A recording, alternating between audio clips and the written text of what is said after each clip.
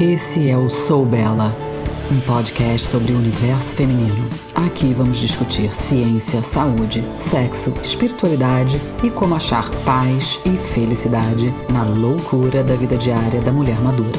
Tudo de forma prática e objetiva, baseada nas novidades científicas e anos de experiência trabalhando com e sendo mulher.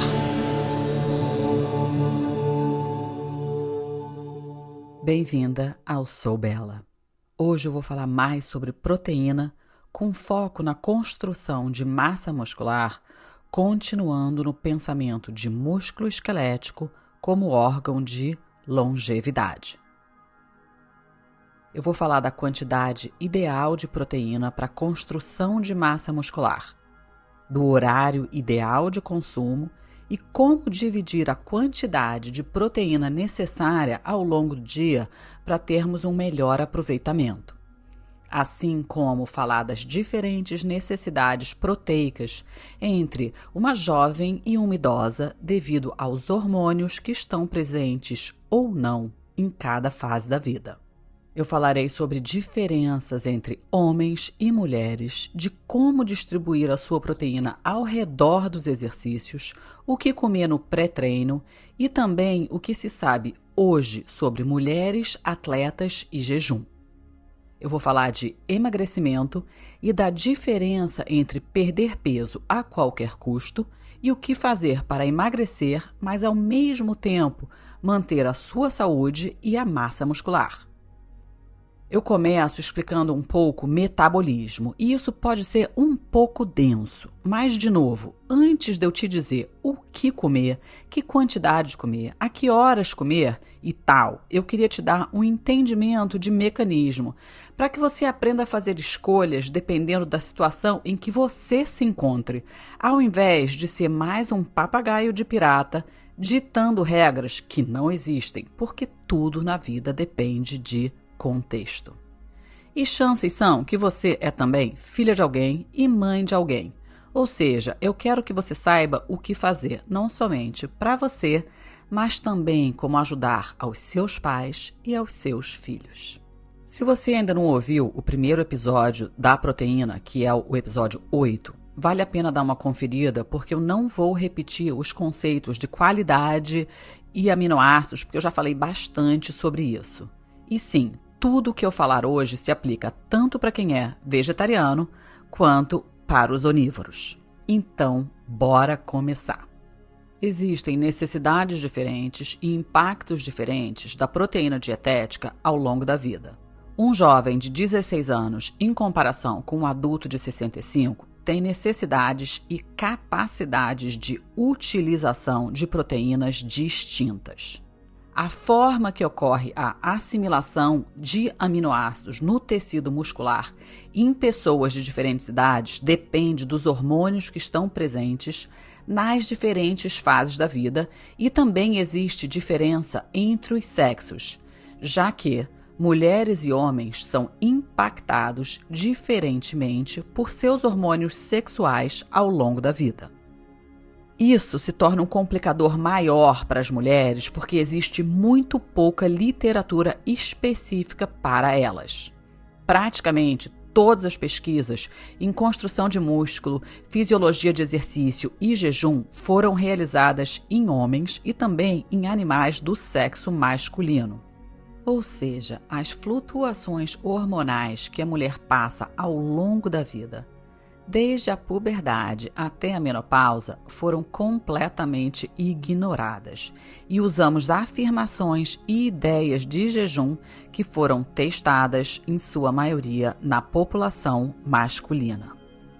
A eficiência em que o corpo exerce a síntese de proteína declina com a idade, mesmo comendo a mesma quantidade de aminoácidos, e por isso a necessidade de um foco maior e de uma ingestão maior de proteína ao envelhecermos também se faz necessário.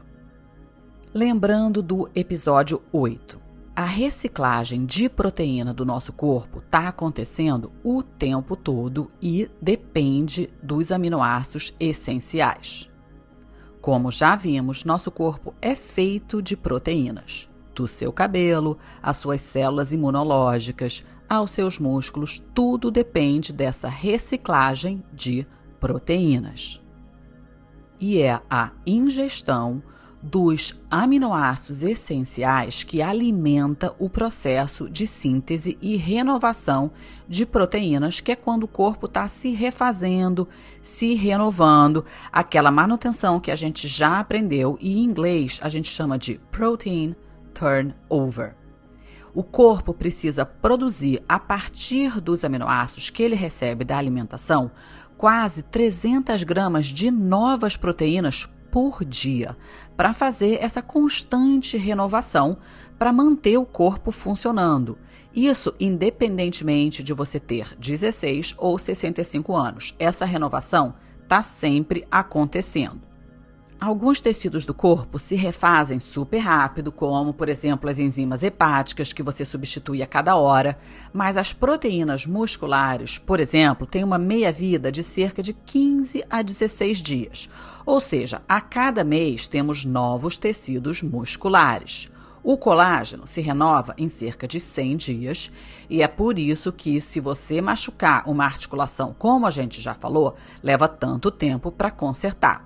Mas, basicamente, o corpo substitui, literalmente, todas as proteínas dele cerca de 4 vezes por ano. Eu acho isso incrível. A gente sabe que, à medida que envelhece, a eficiência desse turnover, dessa reciclagem de proteínas, diminui. Se você der uma certa quantidade de proteína para uma adolescente, por causa dos hormônios de crescimento e uns outros hormônios que estão presentes, ela vai ter uma resposta anabólica muito boa. Uma pessoa na casa dos 60 pode ter 10% dessa resposta ou nenhuma resposta, mas não se desanime. Pesquisas recentes, com os estudos da leucina e dos fatores de iniciação, entre outros, mostram que, se você fizer uma dieta com uma fonte enriquecida de aminoácidos essenciais, ou seja, rica em proteínas que contenham bastante leucina, lisina e metionina, você pode realmente fazer o adulto ou o idoso responder como aquela jovem de 16 anos. O que a gente sabe é que a eficiência diminui, mas a capacidade de resposta não, dado que o corpo tenha os nutrientes necessários e em quantidade suficiente para fazer o seu trabalho. O pensamento atual no campo é que, se você tiver um consumo de proteína na dieta que seja cerca de 2 vezes o RDA, você pode fazer com que o idoso de 65 responda da mesma forma que o jovem de 20 em termos de síntese de proteína muscular. A recomendação mínima atual ainda é de 0,8 gramas por quilo do peso ideal. Ou seja, para superar essa resistência anabólica ao envelhecer, você deveria consumir pelo menos 1,6 gramas por quilo, que é 2 vezes a recomendação atual. Mas precisamos lembrar que quando falamos de números totais de proteína, que nós não temos uma necessidade de proteína e sim dos aminoácidos que essa proteína contém.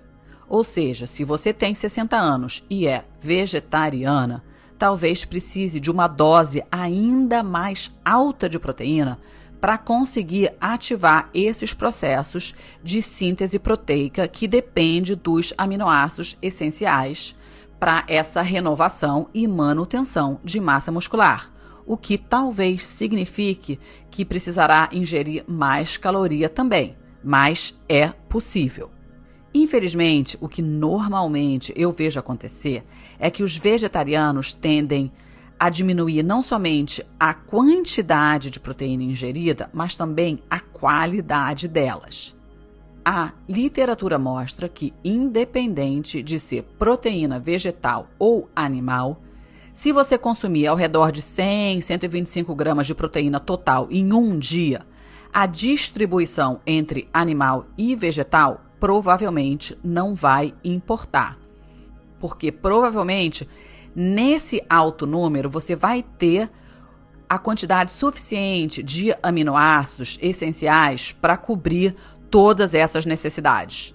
Mas, se você é vegetariana e está consumindo apenas 50 gramas de proteína vegetal por dia, isso vai fazer uma grande diferença. Você nunca alcançará as suas necessidades de aminoácidos essenciais. Ou seja, dependendo da fonte, se for vegetal ou animal, um bom alvo é ter algo entre 50 a 120 gramas de proteína, dependendo, claro, do seu tamanho e do seu objetivo. Uma pessoa consumindo proteína animal vai conseguir se virar com 50 gramas para as necessidades básicas, mas se beneficiaria tremendamente se consumir mais perto do limite superior. Mas se você for vegetariana e achar que vai se dar bem com 56 gramas diária, pense novamente, isso não é suficiente.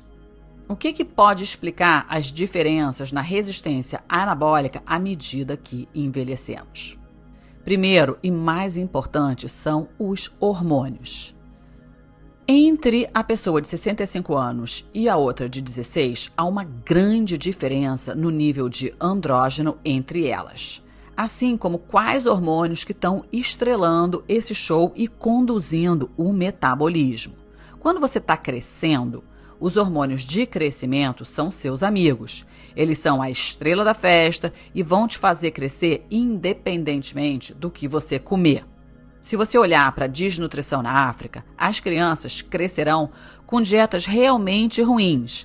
Elas podem não crescer tão saudáveis, podem não viver tanto, mas existe uma natureza de sobrevivência, de reprodução nisso.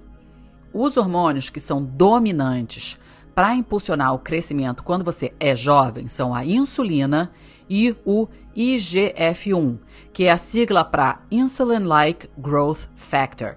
Um bebê vai crescer independentemente de proteína. A insulina é um hormônio de crescimento. Enquanto você está crescendo para cima, ela é mais sua amiga do que quando você está crescendo para os lados. Por que eu falo isso? Porque esses hormônios ativam caminhos diferentes. Esse é um tema um pouco complexo e eu vou pular essa explicação.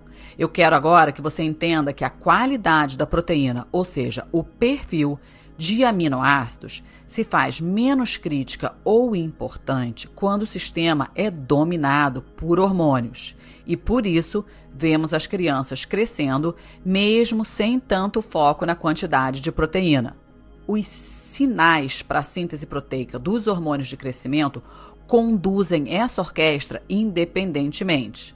Ou seja, as mães podem relaxar um pouco, porque uma criança continuará a crescer mesmo comendo pequenas quantidades de proteína espalhadas ao longo do dia.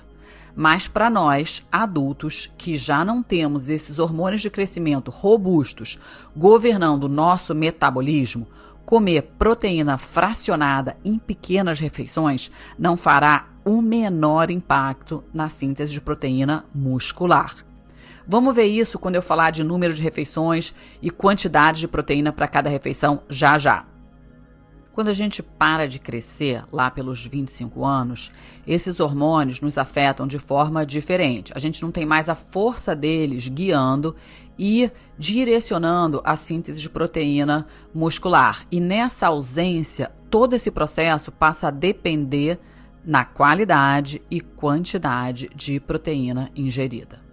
À medida que envelhecemos, a gente pode amortecer essa perda hormonal consumindo proteína de melhor qualidade, principalmente as que contêm o aminoácido leucina, metionina e lisina e fazendo exercício de resistência. E é assim que você deve pensar sobre como contornar a mudança da eficiência na síntese proteica que ocorre com o envelhecimento. De certa forma, a gente pode dizer que talvez a gente consiga superar a resistência anabólica comendo uma quantidade maior e melhor de proteína. Agora que eu espero ter te convencido da importância de consumir proteína suficiente, vamos à prática. Quando comer? Será que existe mesmo um teto ou um limite de absorção? Será que funciona comer todas as suas proteínas em uma refeição? Será que funciona comer pequenas doses de proteína ao longo do dia? qual o risco de quem faz jejum intermitente com uma janela muito restrita? Então vamos a essas respostas. Quando falamos de síntese proteica para formação de músculo, há um limite de absorção máxima por refeição, sim, e também uma quantidade mínima para iniciar o processo. Então, comer as 150 gramas de proteína numa sentada só não vai ter o mesmo benefício que se eu comesse 50 gramas 3 vezes por dia. Que será totalmente diferente também de eu comer 15 gramas 10 vezes por dia. A literatura atual mostra que para que os músculos tenham uma resposta anabólica ideal, ele precisaria entre 25 a 60 gramas de proteína de uma vez. O que vai determinar esse número? A quantidade dos aminoácidos contidos nessa proteína para ativar o caminho do mTOR, que é uma molécula que manda os sinais para os músculos. Ela vai estimular o crescimento, mas que consumir acima desse limite não faria a menor diferença. Mas é bom deixar claro que a proteína consumida acima disso não vai ser desperdiçada. Quando a gente fala sobre esse teto da quantidade de proteína a ser assimilada, a gente está falando de músculo. O fígado e os outros tecidos do corpo vão usar toda a proteína que lhes for dada.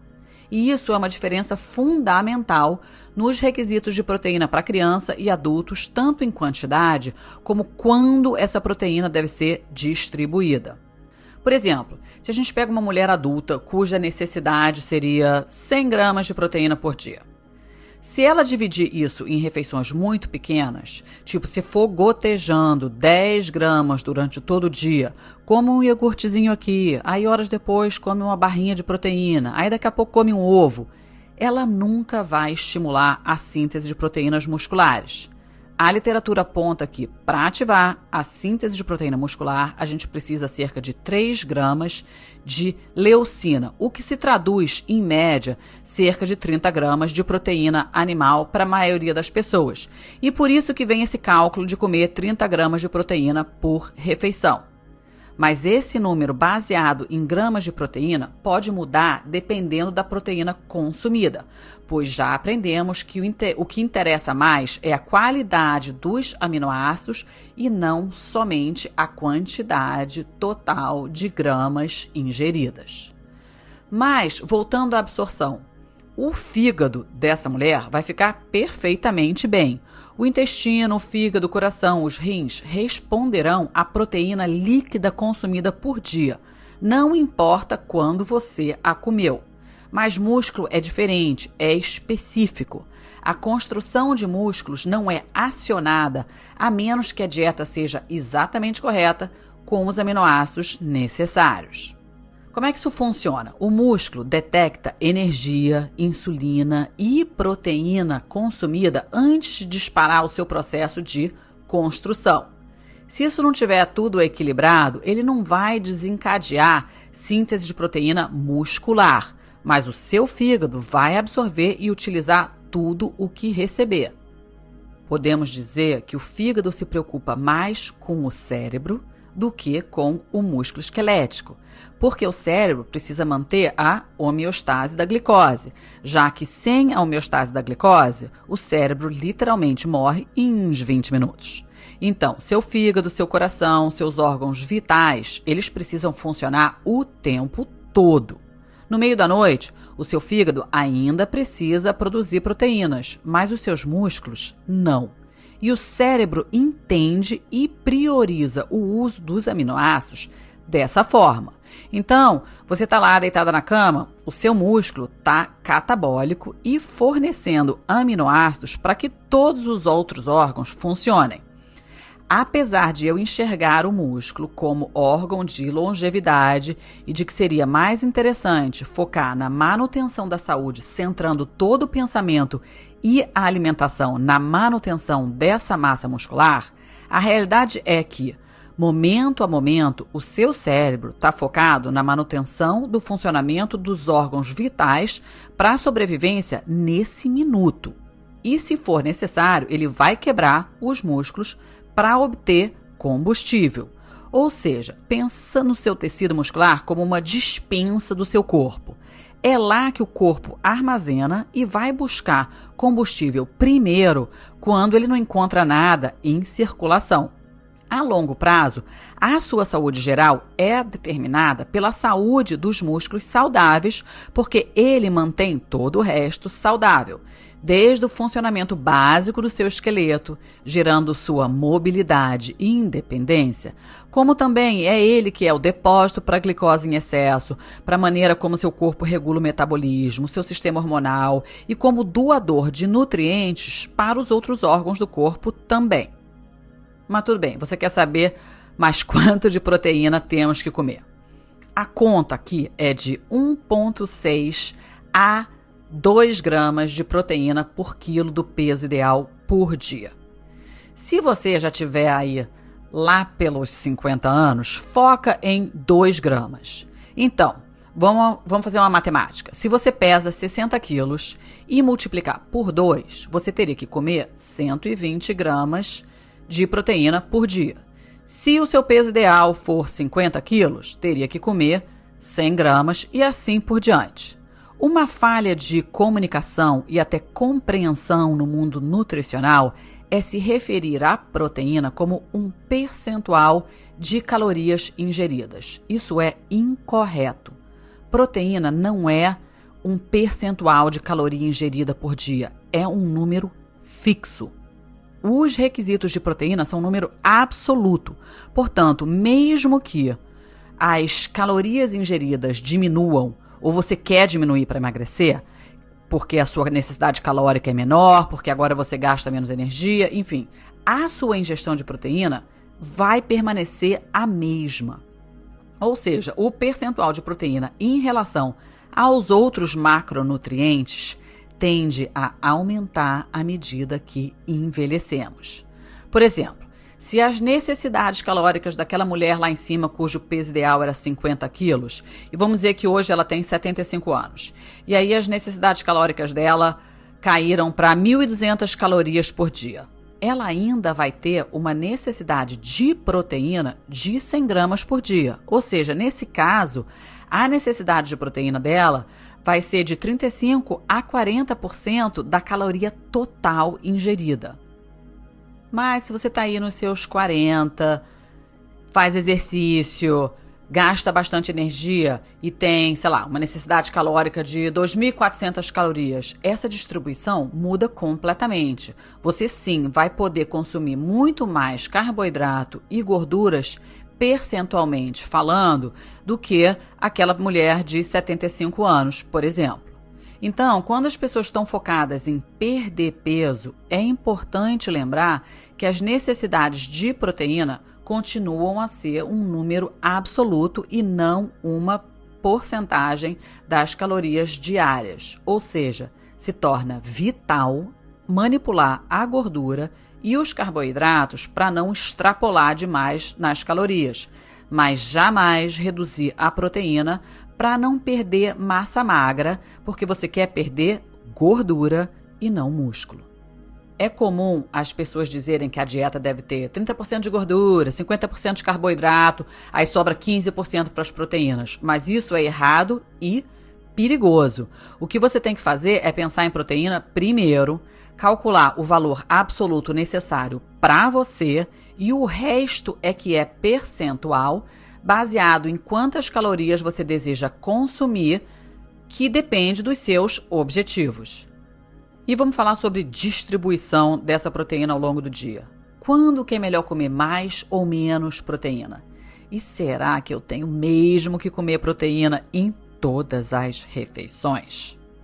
O resultado das pesquisas suporta que a refeição mais crítica é a primeira refeição do dia. O que você come no café da manhã irá ditar como seu corpo vai funcionar ao longo do dia, tanto em síntese de proteína como em controle glicêmico, que eu já falei no episódio 5. Aqui eu estou me referindo ao café da manhã como a primeira refeição. Se você faz ela às 8 da manhã ou ao meio-dia, não importa e a gente vê jejum depois. Eu vou falar mais na frente nas diferentes necessidades de um atleta, de uma criança e de uma mulher madura em relação a quantas refeições devem ser feitas e quando. e acho que é por isso que existe tanta controvérsia. As pessoas querem fórmulas prontas. Mas, dependendo de se você é homem, mulher, criança, idoso, atleta, é claro que a necessidade proteica, calórica vai depender disso, assim como o horário que você se alimenta vai mudar também. Então, galera, esquece regra e pensamentos binários.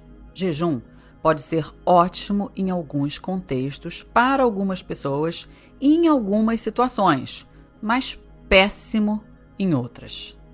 E antes que me ataquem aqui completamente, eu não considero as 10, 12 horas entre o jantar e o café da manhã como jejum. Eu considero isso normal. O que devia ser feito por todas as pessoas. Ou seja, não comer enquanto dormimos não deveria ser nenhum feito espetacular. E ainda que existem algumas exceções, como os bebês e, em algumas circunstâncias, as mulheres grávidas. Então, para quem curte as regras, para a maioria das pessoas, num mundo ideal, você para de comer 3 horas antes de dormir e faz a primeira refeição do dia 1 hora depois que acordar. Sim, eu vou falar de opções de jejum e como meu pensamento, assim como a literatura, evoluiu nos últimos anos e do porquê eu não faço mais jejuns prolongados. Mas, por hora, essa janelinha que eu te dei acima é mais que suficiente para uma vida saudável para a maior parte das mulheres. Quando você jejua durante a noite, a sua síntese de proteína está baixa. Aquela molécula mTOR está inibida. mTOR é quem dá o sinal para o processo anabólico. Até que você tenha leucina suficiente, os seus músculos permanecem num estado catabólico, ou seja, você está quebrando proteínas, que é o oposto de anabólico, que faz as coisas crescerem, que constrói os músculos. Sim, quem já ouviu falar que a gente faz jejum porque queremos inibir mTOR para a longevidade, não está errada. Mas o que queremos mesmo é que essa molécula seja ativada quando necessário, mas não o tempo todo. E o aminoácido leucina, ele ativa mTOR somente nos músculos, enquanto a insulina ativa mTOR em todos os tecidos. E é aí que entra o tal jejum metabólico ou a dieta que mimica o jejum, que é papo para outro podcast. Na prática, o que a gente vê acontecer é que à medida que envelhecemos, as pessoas consomem cada vez menos proteína. Talvez por uma incapacidade de digestão e também não comem muita proteína no café da manhã. E lembra, a eficiência da síntese proteica também está diminuindo e tudo isso acelera o envelhecimento e a perda de massa magra ainda mais. Solução: cuidar da digestão para que possa digerir proteína e não evitá-la. Suplementar se for necessário. E quebrar o jejum com um percentual maior de proteína para contornar a resistência anabólica, dando o sinal da leucina para iniciar o processo. Então vamos falar agora de como devemos distribuir a proteína ao longo do dia. Quantas vezes por dia você tem que comer? Vamos explorar alguns cenários, porque não existe uma receita, tudo depende do contexto. A maneira mais eficiente seria fazer o que chamamos na literatura de um carregamento antecipado de proteína. Ou seja, consumir o percentual maior do total de proteínas do dia na primeira refeição. Assim, a gente tem aminoácido suficiente para ativar o metabolismo, para trocar o modo do corpo que estava catabólico no jejum noturno para anabólico, para detonar a síntese proteica e melhorar o aproveitamento da nutrição do resto do dia. Ou seja, café da manhã para todo mundo deveria ser focado em proteína. A gente quer pelo menos 2 refeições com um mínimo de 30 a 40 gramas de proteína. O resto pode ser distribuído de formas diferentes e eu vou falar sobre isso já já. Mas se você conseguir ter como meta 40 a 45 gramas de proteína logo no café da manhã, seria o ideal. Esse carregamento antecipado garante que você vai consumir o percentual que você queria e ele dita a maneira que o corpo vai queimar caloria, como a sua glicemia vai funcionar ao longo do dia, ou seja, ele vai ditar a curva do seu metabolismo para o resto do dia. A segunda refeição mais importante seria o jantar. Então, poderia ter como pensamento 40 a 45 gramas de proteína logo no café da manhã e depois 40 a 45 na sua última refeição. O que você vai fazer no meio do dia depende da sua idade, do seu estilo de vida, da sua necessidade calórica e objetivo de ganho muscular. Uma mulher idosa, sem muito apetite, com pouca necessidade calórica, mas que mesmo assim está tentando manter o mínimo de músculos, pode se concentrar nessas 2 refeições ricas em proteína e pronto. Alguém que está tentando perder peso, mas gosta de comer ou tem fome, deve se concentrar em 3 refeições, todas com proteína, para evitar ficar com fome. Mas mesmo assim, os percentuais maiores devem se concentrar na primeira e na última refeição. Eu já vou te explicar por que de comer a proteína nas pontas. E quem está tentando construir hipertrofia, ou seja, ganhar e crescer massa muscular, talvez precise de 4 refeições ricas em proteína para conseguir consumir a quantidade calórica e proteica necessária para os ganhos. Por que isso? A gente já aprendeu que existe um limite de aproveitamento de proteína ingerida que irá para a construção de músculos. E as pesquisas mostram um teto entre 50 e 60 gramas de uma vez no máximo. Também aprendemos que para ativar a sinalização de mTOR para a síntese proteica muscular, precisamos um mínimo de 30 gramas. Se você fizer bastante exercício, a sua necessidade energética, ou seja, a sua necessidade calórica, também vai ser maior. Assim, você vai precisar daquelas 4 refeições para bater todas essas metas. Mas ainda assim, a literatura mostra que a primeira e a última refeição são absolutamente as mais importantes. A gente não tem muita literatura falando da necessidade e resultado de alta proteína no almoço. E isso talvez se dê ao fato de que a sinalização de mTOR dura algumas horas. Ou seja, uma vez estimulado no café da manhã, ela ainda ia estar ativa, relativamente ativa, no almoço, e então seria menos importante de receber leucina nessa hora, mas que ela já estaria caindo perto de jantar. Então, quando você consome alta proteína de novo, você mantém o corpo nesse processo anabólico.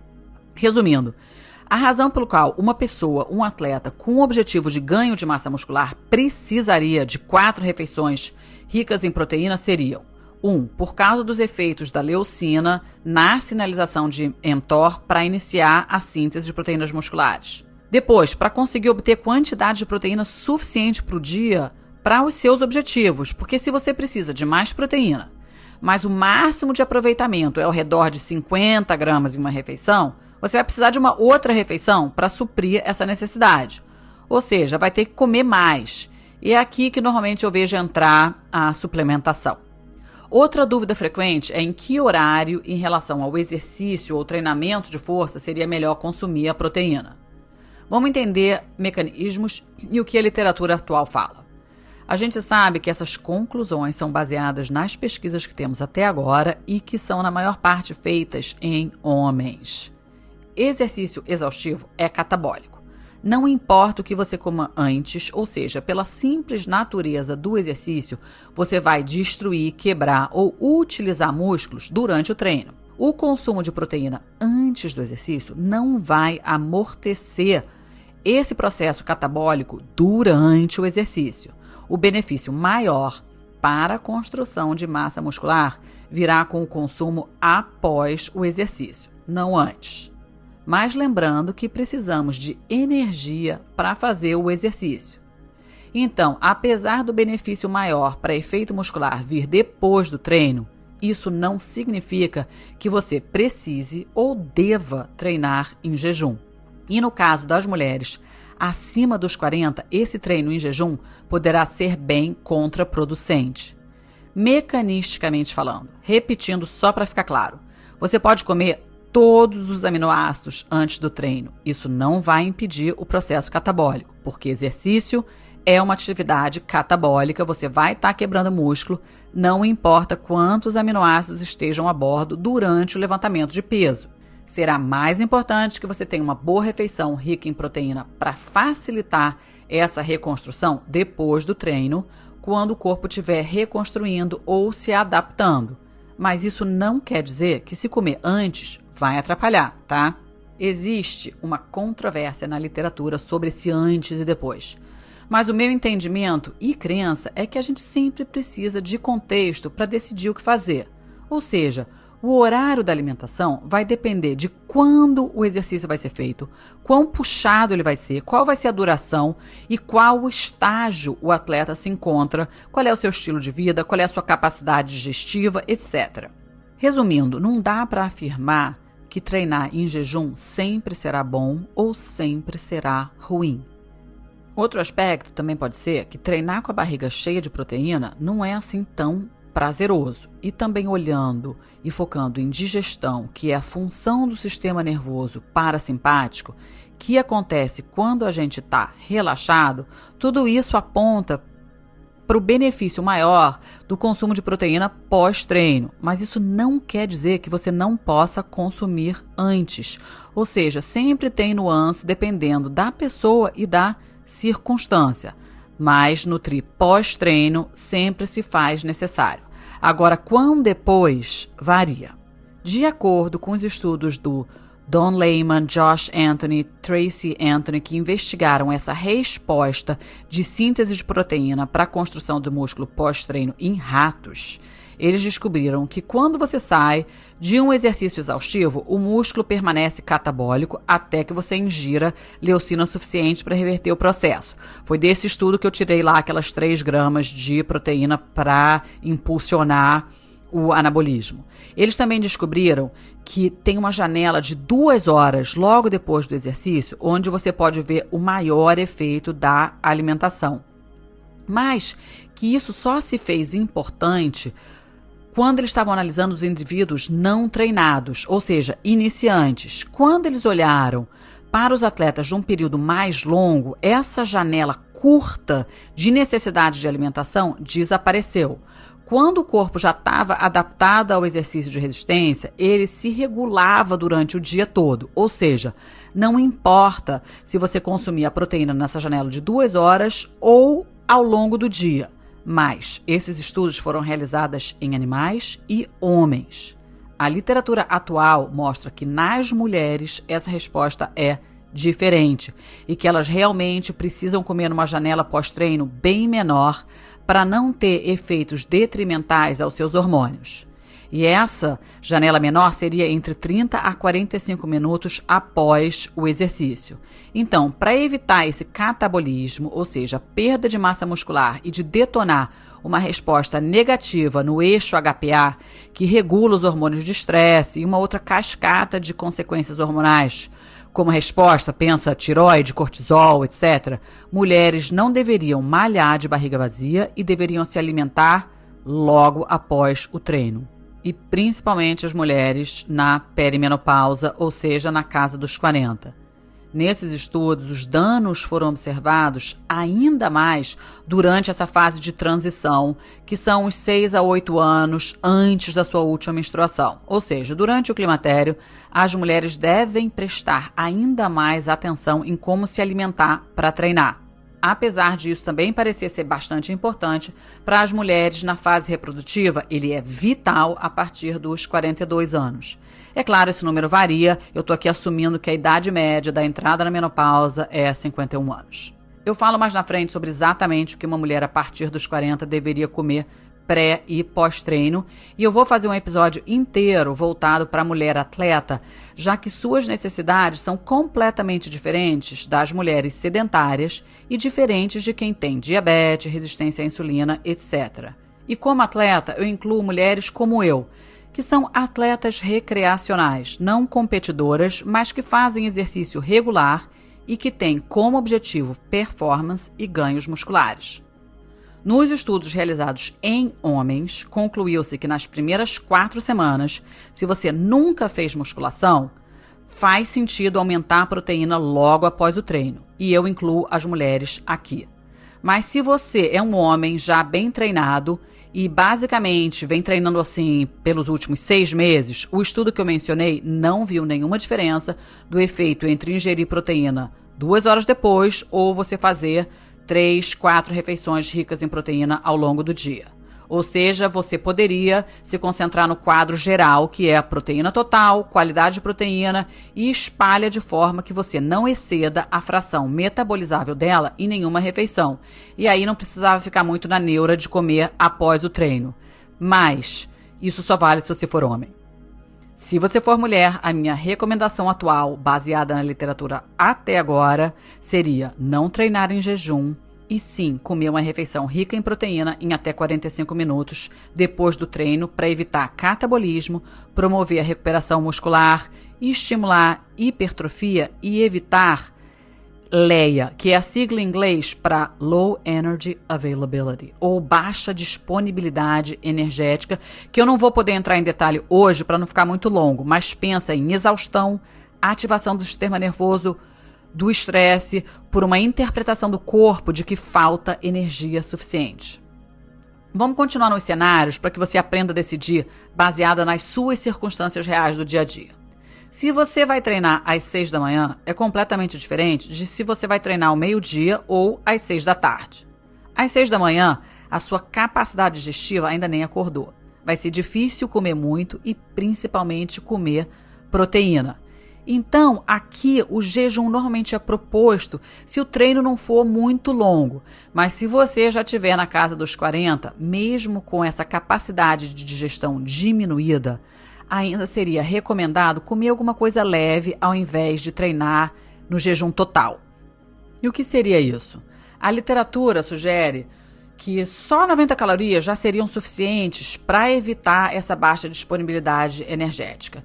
Realisticamente falando, foca entre 90 e 150 e essa mini refeição, esse pré-treino, devia incluir 15 gramas de proteína. Isso já é combustível suficiente.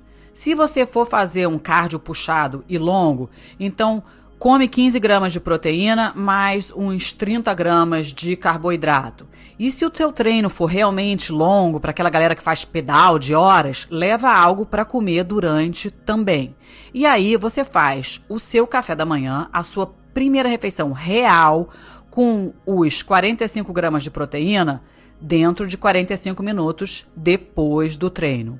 Sim, eu tô te dizendo para que se você for treinar pesado, evitar o jejum. Se você treina ao longo do dia, aí fica bem mais fácil, porque aí você tem tempo de acordar, de dar 1 hora para o seu sistema digestivo acordar também e tomar o seu café da manhã rico em proteína, ter tempo de digerir essa proteína antes do treino. Mas, por via de regra, se lembra que a ingestão de proteína pós-treino vai favorecer os seus ganhos, então planeja de acordo. Eu recebo muita pergunta, mas qual o máximo que o corpo pode absorver de proteína em uma refeição? E quanta proteína o músculo pode usar de uma vez? Repara que são 2 perguntas separadas, mas normalmente eu recebo elas juntas. A síntese de proteína ocorre tanto para a construção muscular quanto para os outros tecidos do corpo. Então, quando você escutar os treinadores falando sobre energia metabolizável e afirmando que você não pode usar mais de 30 gramas em uma refeição, que você não vai digerir isso não é verdade. Se você comer 100 gramas numa refeição, você vai digerir e absorver as 100 gramas de proteína dessa refeição, menos as fibras, e é claro, tem que levar em consideração sua capacidade digestiva e tal. Mas o músculo, em particular, ele tem apenas uma janela de cerca de 25 a 60 gramas, dependendo da qualidade da proteína, como a gente já falou, que ele pode usar. Mas o fígado, por exemplo, vai usar tudo isso. Fica comigo que você vai entender. Eu vou falar os nomes que você não precisa decorar, mas tem nutricionista e treinadores ouvindo que curtem entender melhor. E eu quero que você entenda, para quando você escutar essas coisas, você vai ter o discernimento do que é que serve para você. Para quem ainda está um pouco perdido, vai lá e escuta o episódio 8. A gente tem o que é conhecido como metabolismo de primeira passagem da proteína no fígado. Quando você come uma refeição com proteína, aproximadamente 50% dessa proteína é degradada na primeira passagem no fígado em nitrogênio e carbono antes de chegar no sangue. A exceção disso são os aminoácidos de cadeia ramificada, leucina, isoleucina, valina, onde quase 75% a 80% deles entram no sangue imediatamente e os seus músculos estão prestando atenção. Lembra que o corpo é inteligente e existe prioridade, como te manter vivo, o coração batendo, o cérebro funcionando, etc. Então, quando a gente come, o corpo está prestando atenção na qualidade do que vem para poder distribuir para os órgãos e tecidos. Os aminoácidos da cadeia ramificada basicamente aparecem no sangue numa proporção direta da refeição. E o músculo aprendeu a interpretar isso como um medidor da qualidade da refeição. Tipo, oba, tem aminoácido suficiente aqui para mim. Bora começar a trabalhar. A presença de certos aminoácidos é um sinal de que uma refeição tem qualidade adequada para o músculo desencadear o processo muito caro de síntese de proteína, renovação de proteína. Mas enquanto o músculo não recebe esse sinal, ele fica ali quietinho, prestando atenção se ele vai ou não começar o processo anabólico. E por isso que se faz importante e é um medidor da qualidade de uma proteína a quantidade de certos aminoácidos. Quando se tem músculos de boa qualidade, eles te ajudam também a gerar energia e você fica menos dependente de glicose ou de carboidrato. Eu gosto de pensar que quando se tem boa musculatura esquelética, você vira um carro flex, super eficiente. Se tiver glicose, show. Se não tiver, você usa cetonas e show também, sem desespero, tontura ou pânicos cerebrais. Quando se tem boa musculatura, os músculos podem usar glicose ou os ácidos graxos, que é um nome chique para gordura, como combustível. E tanto a leucina e a lisina, elas são cetogênicas, ou seja, elas podem ser metabolizadas como um ácido graxo nos músculos, o que te faz menos dependente de glicose ou carboidratos para gerar energia. Agora vamos falar de emagrecimento. Por que a dieta low carb funciona? Ou porque se você comer a mesma quantidade de calorias, mas a proporção de carboidratos e proteínas for manipulada, pode ser que você emagreça mais. Antes de mais nada, não tem como escapar às leis de termodinâmica de que, para emagrecer, você tem que gastar mais energia do que a energia consumida. Mas o consumo de proteína parece fazer o seu corpo capaz de queimar mais ou utilizar melhor a energia ingerida. Para quem está querendo emagrecer, para qualquer dieta de perda de peso funcionar, você sempre vai ter que ter alguma restrição. Eu vejo praticamente 3 estratégias de emagrecimento e a pessoa tem que escolher o que ela realmente acredita que vai conseguir manter como um estilo de vida. Porque senão você vai ficar no eterno ioiô. Todo mundo que já fez dieta sabe que o mais difícil não é perder o peso, mas permanecer sem engordar. E é por isso que eu não gosto de dieta, mas uma mudança radical na maneira em que você se alimenta para que a perda de peso seja sustentável. Voltando às opções de restrição. Claro que cada opção tem seus prós e contras em termos nutricionais, mas focando somente em emagrecimento, as opções em geral são 3. Opção 1 é a restrição ou a quantidade de caloria. Reduz a caloria, presta atenção no conteúdo energético total dos alimentos sem pensar no momento da alimentação ou na macrodistribuição desses alimentos. É chato, dá trabalho, mas funciona para emagrecer. Eu não estou falando de hormônios, de nutrição ou outras coisas. Mas se você tiver personalidade para isso e não quiser eliminar nada da sua dieta, a sua restrição escolhida será a energia ou quantidade calórica diária. É aqui que entram coisas como vigilantes do peso. Ela não quer saber se as suas 300 calorias vão vir de um frango ou de um brigadeiro. Você fica igual um contador contando calorias. No final do dia, se gastar mais que consumir, emagrece. Veja que eu não estou falando sobre músculo, hormônio, saúde, somente peso. Aí entra a opção 2, onde a restrição seria um macronutriente inteiro. Você gasta menos tempo pensando no total de caloria, mas evita certos alimentos, tipo cria um bicho-papão na dieta, carboidrato, por exemplo, e segue. A restrição de um grupo inteiro de alimentos se torna, de uma forma indireta, também uma restrição de energia total.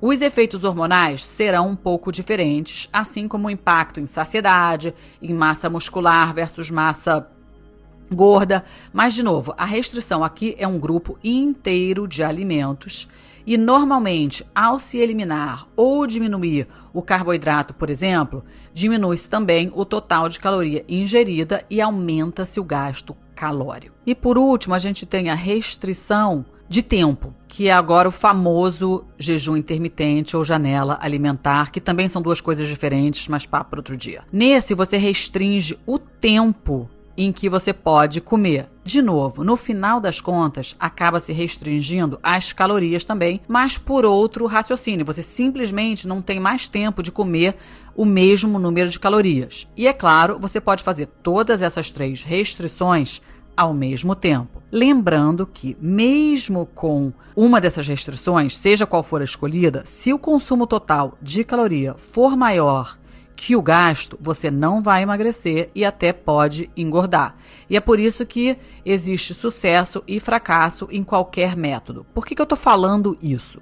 Porque a gente precisa separar emagrecer de sobreviver, de construir músculo, de ter hormônios saudáveis, e vai caber a você fazer essa opção. Quando nos concentramos nas proteínas e na qualidade das proteínas em primeiro lugar, garantimos a saúde muscular, que por sua vez é central em longevidade e também é uma boa maneira de equilibrar o peso. Então, eu vou entrar agora no estudo pioneiro feito pelo Don Layman sobre dieta centrada em músculo esquelético, que foi o pioneiro nesse mundo low carb. Esse estudo analisou diferentes tipos de dieta, onde os participantes recebiam exatamente a mesma quantidade de caloria, mas em diferentes proporções de macronutrientes.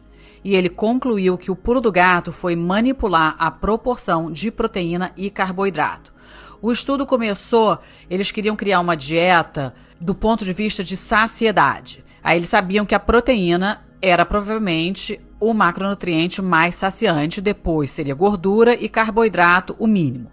Eles estavam preocupados com grandes oscilações de insulina e por isso eles queriam equilibrar a quantidade de carboidrato por refeição. Eles sabiam que as pessoas que estão acima do peso tendem a ter grandes oscilações de insulina após uma refeição rica em carboidrato, onde 2 horas depois de comer elas teriam uma baixa de glicose e quando isso acontecia elas perdiam a capacidade de aderir à dieta e precisavam comer para regular o açúcar do sangue. Aí eles descobriram que a primeira refeição, após o jejum noturno, era a mais crítica e que precisaríamos de 30 a 40 gramas de proteína para ter essa saciedade e para os efeitos de síntese de proteína. Aí eles descobriram que a proteína tinha um efeito termogênico maior. O que isso quer dizer? Que queima mais caloria em descanso do que o carboidrato ou a gordura. E aí aqui, se a gente antecipasse esse efeito para o início do dia, daríamos um pontapé em como o corpo queima caloria. Então concluiu que o efeito termogênico é o que estimula a síntese de proteínas musculares,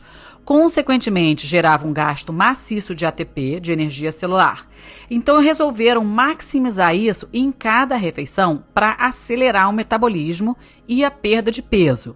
Então concluiu-se que na primeira refeição eles queriam 40 gramas de proteína, que queriam um nível de carboidrato baixo o suficiente para não estimular demais a insulina. Então, se a gente aumenta a caloria que vem da proteína, precisa diminuir a caloria que vem dos carboidratos e isso criou esse conceito de limite de carboidrato, que é hoje a dieta low carb. Então, qual foi o resultado desse estudo? Com exatamente a mesma ingestão de caloria, as pessoas com uma dieta rica em proteína e com baixo teor de carboidrato perderam mais peso total, perderam mais gordura total, mas perderam bem menos massa magra. e que isso estabilizou a insulina, a glicemia e baixou os triglicerídeos. Resumo de hoje: emagrecer e ser saudável são coisas diferentes. Músculo é órgão de longevidade e deve ser priorizado. Dieta rica em proteína e com menos carboidrato é mais termogênica, ou seja, comendo a mesma quantidade de caloria, se comermos mais proteína, queimamos mais caloria. É preciso comer pelo menos 3 gramas do aminoácido leucina para começar a síntese proteica muscular, ou seja, entre 25 a 60 gramas de proteína por refeição, dependendo se a proteína escolhida for vegetal ou animal. Em média, 30 gramas de proteína animal deveriam ser suficientes. A primeira refeição do dia, quando você quebra o jejum, deverá conter o maior nível de proteínas, seguida pelo jantar. E também vejo muita gente achando que dieta cetogênica e low carb são a mesma coisa. Gente, não é. Dieta cetogênica tem um percentual bem baixo de proteína e se você comer essa quantidade de proteína que eu estou falando aqui, você não vai entrar em cetose. Mas será que isso é realmente o que você quer? Papo para outro dia. E vou ter que repetir. Atenção, mulheres acima dos 40. Parem de treinar em jejum. E foco em comer logo após o treino para evitar a catabolização dos músculos e de engatilhar a resposta de emergência no cérebro, que vai causar disrupção no metabolismo como um todo, afetando todo o sistema hormonal. Pense no funcionamento dos hormônios tiroidianos, adrenais e sexuais. Se for malhar cedo, o seu pré-treino não será considerado o seu café da manhã, e sim somente uma forma de ingestão de calorias pré-treino, e sua refeição rica em proteína deve vir logo depois. Prometo fazer um episódio inteiro para as mulheres menopáusicas atletas. E não, café com óleo puro não vai evitar o catabolismo muscular. O triglicerídeo de cadeia média, ou o MCT, vai tirar a sua fome, assim como a cafeína. O MCT vai retardar a metabolização da cafeína, mantendo o efeito dela no seu sistema por mais tempo. Então, isso te dá a falsa impressão de saciedade, corta a fome, mas não vai te dar combustível suficiente para treinar. E sim, isso vai gerar consequências hormonais indesejadas. Sim, eu sei que várias de vocês vão dizer que adoram, que perderam peso. Eu também adoro. Não estou questionando isso. Mas perder peso, construir músculo e manter a saúde do seu sistema nervoso são coisas totalmente diferentes. Por isso é sempre válido perguntar: o que é que eu quero? Emagrecer a todo custo tem um preço. E esse preço pode ser não somente a sua saúde mental, como a saúde do seu corpo como um todo. Eu já sei que você vai perguntar o que é que eu faço. Então, quando eu treino cedo e eu não quero ou não consigo comer, o que eu faço é dar uma turbinada no meu café, porque eu sim uso a cafeína como pré-treino. Eu adiciono proteína em pó, MCT, canela, creatina e Sunfiber. Assim eu tenho poucas calorias, quase nenhum volume na barriga, mas garanto proteína, fibra e gordura. Eu não faço aeróbicos longos por motivos que eu elaboro num outro podcast. Então, para exercício de resistência e para Sprint Interval Training, que é o que eu faço, essa comidinha segura a onda. Se eu treino mais no meio da manhã e eu sinto que o meu ácido estomacal já acordou e eu tenho mais apetite, aí eu como mais um pouco ou mais um muito. Tudo depende do dia e de que horas eu acordei e dependendo do horário que eu vou treinar. Crianças em fase de crescimento têm menos dependência nos sinais dos aminoácidos para síntese proteica e podem sim comer a sua proteína pingada ao longo do dia, mas ainda assim elas precisam consumir proteína. Claro, como elas têm massa menor, o requisito total delas também é menor, mas aqui eu estou só falando de proteína. Criança sofre o efeito glicêmico e tem resistência à insulina como adulto. Ou seja, só porque é criança, não pode nem deve ficar comendo açúcar e merda o tempo inteiro. Acabei. como a minha intenção é dividir as novidades do mundo científico sobre uma lente humana e feminina a custo zero para você, eu realmente preciso da sua ajuda para continuar podendo investir tempo nesse projeto. Se você está curtindo os episódios, eu peço que divida com as suas amigas e que divulguem também o meu Instagram. Se tiver sugestão de tema, críticas construtivas, como por exemplo, foi difícil acompanhar esse episódio? Você gosta de detalhe ou prefere menos ciência? Esse podcast é para responder às suas perguntas. Então, me deixa comentários no Instagram. Eu realmente leio todos pessoalmente. Namastê.